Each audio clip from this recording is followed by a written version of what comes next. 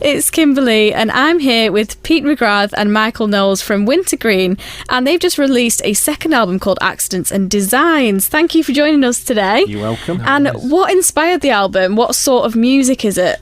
I'd say it's classic songs. We love writing songs. We've been writing songs together for quite a while, and we're quite prolific. So it's a really varied album. It's the kind of album I think you can listen through in one sitting.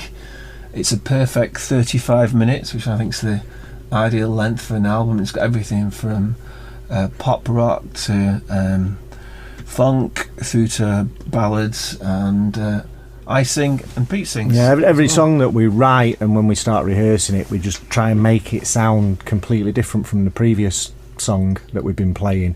So we try and get that variety onto the record, really, and I think we've achieved that. And what we also try and do is we think cinematically in the music that we do. So the first track on the album is a version of a film that we had in a movie recently called The Messenger, with Lily Cole and Jolie Richardson amongst others, and it was the final song on that. But we've just done a new version of that for this album. Yeah, we're proud of it, and I think it's deserves a listen. So it's on Spotify, iTunes, Bedazzled. I don't know, maybe that's something altogether differently. Yeah.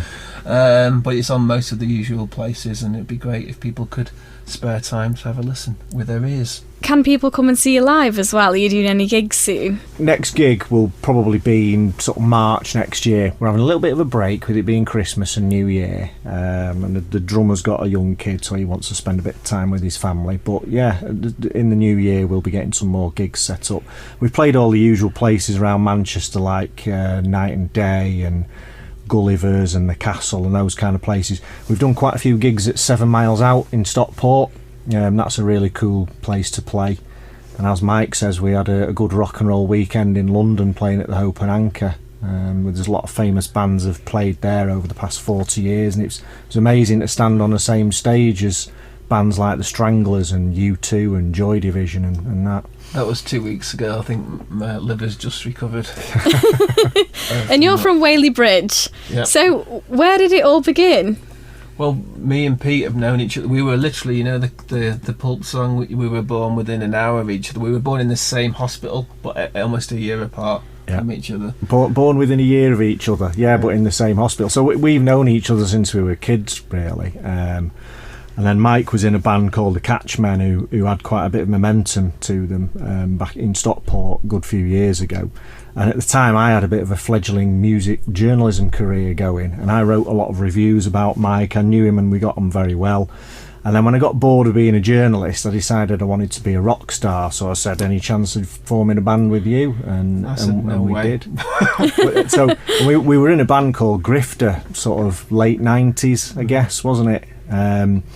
And then we went off and we did our own things. I taught him to play bass. That's true, that, yeah. Which is why he's not very good. I'm better than I was. But he went off to be a film producer, and I went off. I joined a weddings band. I was in a weddings band for the best part of 10 years, which was great for honing stagecraft. You can play now. Knowing how to play properly and knowing how things work on stage. And then we got back together again when I left that band, and that was about 4 years ago. And we've done 2 albums, so... as Mike just said earlier, we've been very prolific on the songwriting, and there's a lot of stuff out there, and album number 3 is already in the pipeline.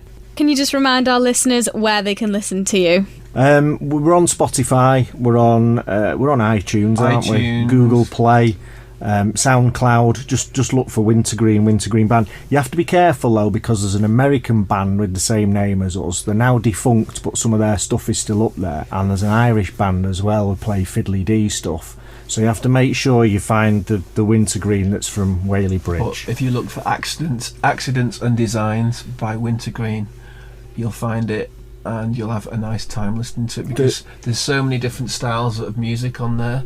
Like, for me, one of my favourite bands, the Beatles, when you listen to one of their albums, there's 5 or 6 different styles on that album, and lots of stuff to get into, but it all joins together as one because of our unique lack of playing style. As Mike said earlier, I think the way to listen to it is to stick the headphones on and shut your eyes and listen from track 1 to track 10, 35 minutes, and you know it will be 35 minutes of your life that you can get back. It'll be worth it, definitely. A good investment. Yeah.